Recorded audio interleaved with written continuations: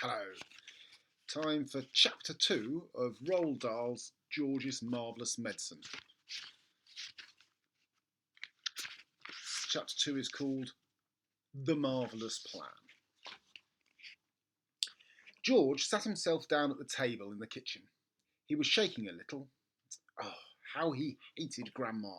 He really hated that horrid old witchy woman. And all of a sudden he had a tremendous urge to do something about her. Something whopping. Something absolutely terrific. A real shocker. A sort of explosion. He wanted to blow away that witchy smell that hung around about the next room. He may have only been 8 years old, but he was a brave little boy. He was ready to take this old woman on. I'm not going to be frightened by her, he said softly to himself. But he was frightened, and that's why he suddenly wanted to explode her away. Well, not quite away, but he did want to shake the old woman up a bit. Very well then, what should it be, this whopping, terrific, exploding shocker for Grandma? He would have liked to have put a firework under a chair, but he didn't have one.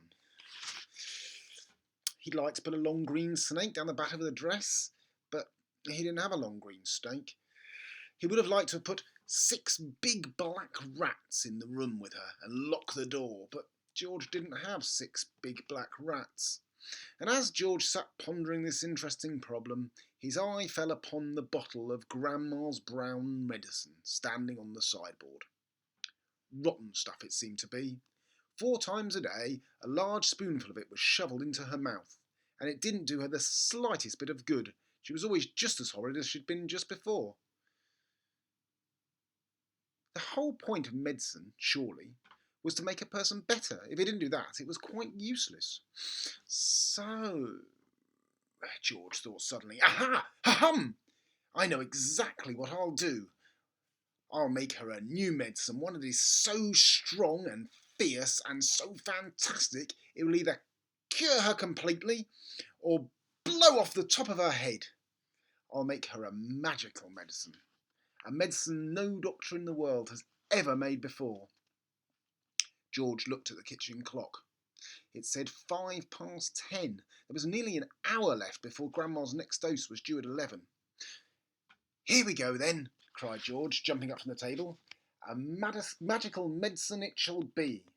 So, give me a bug and a jumping flea, give me 2 snails and a lizard's 3, and a slimy squiggler from the sea, and a poisonous sting of a bumblebee, and the juice of the fruit of the jujube tree, and the powdered bone of a wombat's knee, and 100 other things as well, each of them with a rather nasty smell. I'll stir them up, I'll boil them long, a mixture tough, a mixture strong, and then, hey-ho, and down it goes, a nice big spoonful. Hold your nose. Just gulp it down and have no fear. How do you like it, Granny dear? Will she go pop? Will she explode? Will she go flying down the road? Will she go puff like a puff of smoke? Stop fizzing like a can of Coke? Who knows? Not I. Let's wait and see. I'm glad it's neither you nor me. Oh, Grandma, if only you knew what I have got in store for you.